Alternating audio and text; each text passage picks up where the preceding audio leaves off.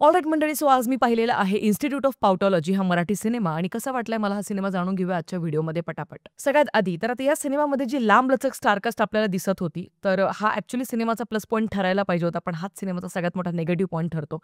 कसं मी ते सांगते.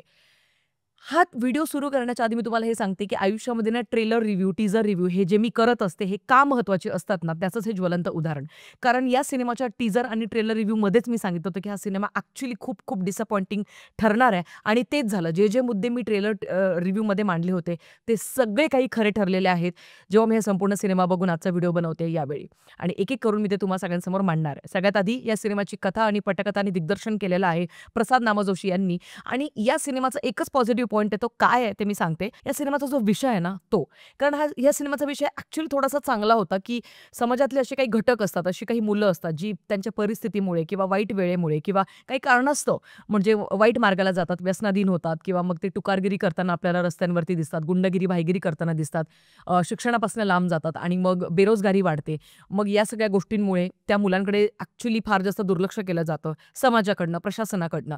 आणि मग या सगळ्या घटकांना, या सगळ्या मुलांना एकत्रितपणे आणणं, त्यांना शिक्षण देणं किंवा त्यांना योग्य मार्गावरती लावणं, हा एक सुंदर रित्या आपल्याला हा विषय इथे पाहायला मिळतो. या विषयावरती ॲक्चुअली बरेच सगळे सिनेमे बनलेले होते. पण तरीसुद्धा जसं मी म्हटलं, की स्टोरी तुम्ही कशी फुलवताय त्यावरती सगळ्या गोष्टी अवलंबून असतात.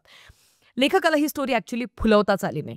एक-एक करून मी तुम्हाला निगेटिव्ह गोष्टी सगळ्या सांगणार आहे. ट्रेलर रिव्ह्यूमध्ये जसं मी म्हटलं होतं, की हा सिनेमा ॲक्चुअली इतक्या वाईट प्रकारे बनवलेला आहे, की सिनेमाच्या 3ऱ्याच मिनिटाला मी माझा मेंदू धरून बसले होते आणि बॅक टू बॅक जांभया देत होते. लिटरली सांगते मी तुम्हाला. गिव्ह अप केलं होतं मी. कारण का उदाहरण देते. सिनेमाची सुरुवातच अशा एका घरापासून होते, जिथे एक दारुड्याचं घर आहे. ते खाली करण्यासाठी काही 2-4 पावटे म्हणजे गुंड गेलेले आहेत तिथे आणि मग ते कसं त्या पद्धतीने भांडी वगैरे फेकून मारताय सगळ्या गोष्टी. त्या दारुड्याची ॲक्टिंग एवढी क्रिंज आहे, की यापेक्षा क्रिंज दारुडा मी आयुष्यात पाहिला नव्हता. ना रिअल लाईफमध्ये ना सिनेमांमध्ये. नाम है रतन नूरा, काम करूंगा खत्म पूरा. म्हणजे तिथेच मी लिटरली हार मानली होती, की ओके मी आता हा सिनेमा बघायला आली आहे and this film is actually testing my patience now आणि या गोष्टीची भावना जागृत झाल्यानंतर सुद्धा मी हा सिनेमा अगदी डोक्याला मुळव्याध जो झाला तेव्हाच माझ्या, तर तरीसुद्धा मी थेट शेवटपर्यंत बघण्याचं धाडस केलंय. आता पुढचा जो निगेटिव्ह पॉइंट आहे तो असा आहे, की या सिनेमाची सिनेमॅटोग्राफी.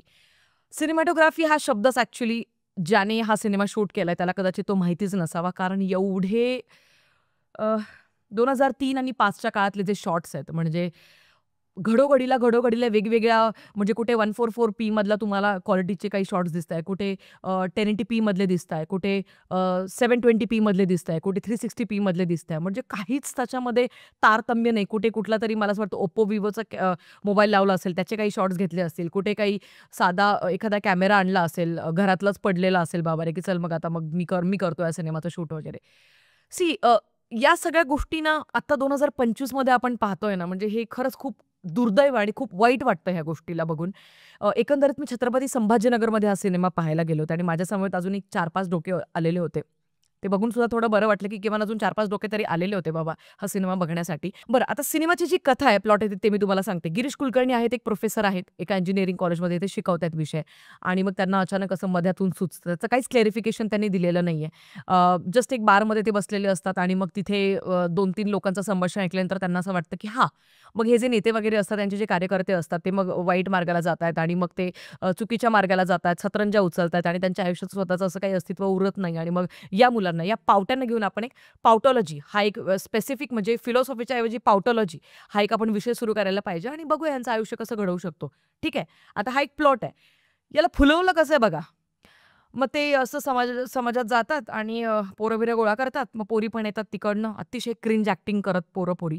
आय अग्री की तुम्हाला टुकारगिरी करणारे, भाईगिरी करणारे, गुंडगिरी करणारे वगैरे पोरं-पोरी दाखवायचे होते. पण तरीसुद्धा ते क्रिंज इतके वाटत होते ना, की ती गळ्याखाली ॲक्टिंग झेपतच नव्हती. सगळ्या ज्युनियर ॲक्टर्सने तर एवढी क्रिंज ॲक्टिंग केली ना, that I can't even explain it to you. बरं ते सगळं जाऊ द्या. 2 ते 3 अशा गोष्टी आहेत म्हणजे ते पार्थ भालेराव ॲक्चुअली म्हणजे ज्या पार्थ भालेरावला आपण बॉयज 3 बॉयज 4 मध्ये रोस्ट करत आलेले आहेत सगळेजण, की अरे मग तो नेहमी त्याच प्रकारचे स्टेरिओटिपिकल रोल करतो. पण ॲक्चुअली कारण बाकीच्या ज्युनियर्सची ॲक्टिंग एवढी क्रिंज वाटते, की त्यांच्यासमोर त्याचं आणि देवेंद्र गायकवाड या 2 मुलांचं काम तेवढं फार तरी म्हणजे ओके, ठीक आहे. थोडंफार कन्व्हिन्सिंग वाटतं. बाकी गिरीश कुलकर्णी त्या मुला-मुलींना गोळा करतात आणि मग त्यांचे स्पेशल लेक्चर्स ठेवले जातात. मुंबईहून एक स्पेशल डॉनला बोलावतात. मग छाया कदम येते, जी त्यांना आयुष्यावरती बोध शिकवते आणि मग कशा पद्धतीने अतिक्रमण करायचं, कशा पद्धतीने ओके, आय गेट इट. हा एक सटायर आहे तुमचा, पण पुढे काय? पुढे काय? हा सटायर पद्धतीने तुम्ही सगळ्या गोष्टींना जस्टिफाय करत त्यांना पावटॉलॉजीचं शिकवतायत, प्रशिक्षण देताय, की ओके असं-असं करा. पण पुढे काय? तुमचा स्टँडच क्लिअर होत नाही शेवटपर्यंत. बरं या सगळ्यांमध्ये ना श्रीकृष्ण आणि अर्जुनाचं एक्झाम्पल इतक्या चुकीच्या पद्धतीने म्हणजे दिलेलं आहे. कर्मण्यवादी कारस्ते मा फलेषु कदाचन. या या मंत्राचा अतिशय वेगळ्या पद्धतीने, चुकीच्या पद्धतीने मॉडिफाय करून त्यांनी तो मंत्र तिथे अर्थात बीप केला. सेन्सर बोर्डने कदाचित त्यांना त्याची परमिशन दिलेलीच नसावी. त्याच्यानंतर एक गुरु आणि शिष्याचा म्हणजे काहीच कारण नसताना तो अननेसेसरी शॉट आहे, लिटरली सांगते, की ते इमॅजिनेशनमध्ये गिरीश कुलकर्णीला वाटतं. त्याचा काहीच संबंध नाहीये दूर-दूरपर्यंत. पण तरी पण तो अननेसेसरी शॉट त्या फिल्ममध्ये दाखवलाय. बरं तेही जाऊ द्या. त्याच्यानंतर मग हे सगळेजण जातात आणि मग ते मग काय मग लेक्चर्स वगैरे अटेंड करतात आणि मग इकडे-तिकडे फिरत असतात टवाळखोरपणा करत. गिरीश कुलकर्णीचं काहीतरी म्हणजे तो 3 माणसांकडनं एकच स्टोरी ऐकतोय, की तुम्हाला आता युनिव्हर्सिटीमधनं काढून टाकणार आहे आणि मग तुम्हाला पदावरनं काढणार आहे आणि मग तुम्हाला आत्ता जे तुम्ही शिकवता तुमच्याकडनं ते पाथॉलॉजीचं हिसकावून घेणार आहे आणि तो तिन्ही ठिकाणी वेगवेगळी रिएक्शन देतात Girish Kulkarni. It makes no sense at all. There is no explanation at all. त्याच्यानंतर सगळ्यात वाईट जर का कोणावर म्हणजे मला अन्याय झालेला वाटत असेल, तर तो दिलीप प्रभावळकर यांच्या पात्रावरती. अरे, तो माणूस तिथे एक उपोषण करतोय. मग ज्यूस दिले जातायत, त्यांना फ्रुट्स वगैरे दिले जातायत आणि मग त्याच्यानंतर काहीच नाही म्हणजे त्या पात्राला काही डेप्थच नाही, काही एक्सप्लेनेशनच नाही. अचानक पिशवी वगैरे गुंडाळतात आणि घरी निघून जातात. संपलं उपोषण. त्याच्यानंतर त्यांचं काहीच नाही. म्हणजे हे इतकं सगळं हास्यास्पद आहे. मी म्हणलं ना, की मोठमोठे ॲक्टर्स लिटरली वेस्ट आहेत ह्या सिनेमामध्ये. Literally waste. बरं आता एवढं वाईट पिक्चरायझेशन, की एक साधा शॉट आहे, कॉलेजची एक कमान आहे. त्या कमानीच्या तिथून वरपासून खालपर्यंतचा ट्रॉली शॉट आहे. तो सुद्धा कॅमेरा असा शेक होतोय म्हणजे 2025 मध्ये ह्या प्रकारचे पिक्चरायझेशन आणि ह्या प्रकारचे शॉट्स आपण पाहतोय. कलर ग्रेडिंगबद्दल बोलायलाच नको, कारण का कलर ग्रेडिंग अशा पद्धतीने केलं की ओठ पिंक आणि डोळ्यांखालचं सगळं पिंक वगैरे दिसतंय. हे जे लाइनर्स असतात ते आउटलाईन्स असतात डोळ्यांच्या त्या. त्याच्यानंतर ओठ जांभळे दिसतायत. इतक्या घाणेरड्या लेव्हलचं कलर ग्रेडिंग केलेलं आहे आणि सगळ्यात बंडलगिरी जर कुठे झालेली असेल तर ती होती क्लायमॅक्समध्ये. म्हणजे आहाहा! ज्या पटापटा, पटापटा, पटापटा, पटापटा आटोपा आता. आता पटापटा आटपायचे आता आपल्याला आणि तो क्लायमॅक्स असा पटापट दाखवायचा. पोरांना सांगितलं त्या पावट्यांनाच, की हां, तुम्ही कॉलेजला पेटून माझी झाली गुरुदक्षिणा. काय ह्या अख्ख्या सिनेमाचा काय आहे? लॉजिक कुठे आहे? स्टँड काय आहे रायटरचा या सिनेमाबद्दलचा? त्या पावट्यांबद्दलचा स्टँड काय आहे? कुठच्या पॉइंटवरती आल्यानंतर सिनेमा संपतोय? म्हणजे हे पाहिल्यानंतर ना लिटरली आय वॉज लाइक ठीक आहे. मी हार मानतीये या सिनेमासाठी. माझ्याकडनं या सिनेमाला 0.5 स्टार आउट ऑफ 5 म्हणजे अर्धा स्टार तो पण या कारणासाठी, कारण का मी म्हणले ना देवेंद्र गायकवाड आणि पार्थ भालेराव. थोडंफार ते जरा ॲटलीस्ट बेअर तरी होतात ते स्क्रीनवरती आणि बाकी विषय घेण्याचा उपक्रम चांगला होता रायटरचा.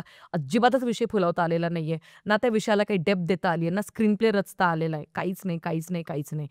सगळे ओव्हर ॲक्टिंग करताय. सगळे. गिरीश कुलकर्णी म्हणजे सगळे म्हणजे चांगल्या ॲक्टर्सकडनं पण कशी ओव्हर ॲक्टिंग करून घेतली जाऊ शकते त्याचं हे ज्वलंत उदाहरण. बाकी तुमचं काय मत आहे? इन्स्टिट्यूट ऑफ पावटॉलॉजी या सिनेमाबद्दल ते मला कमेंट सेक्शनमध्ये कळवायला प्लीज विसरू नका. हा 2003च्या काळातला सिनेमा तुम्हाला कसा वाटला तेही मला कमेंट सेक्शनमध्ये कळवायला विसरू नका. भेटूया पुढच्या व्हिडिओमध्ये. तोपर्यंत काळजी घ्या. Peace out. मेरे दिल पे तीर लगा है, इश्क आशिक की यही सजा है, टिटिंग टिंग टिटिंग टिंग टिंग, किससे कोई प्यार न करे.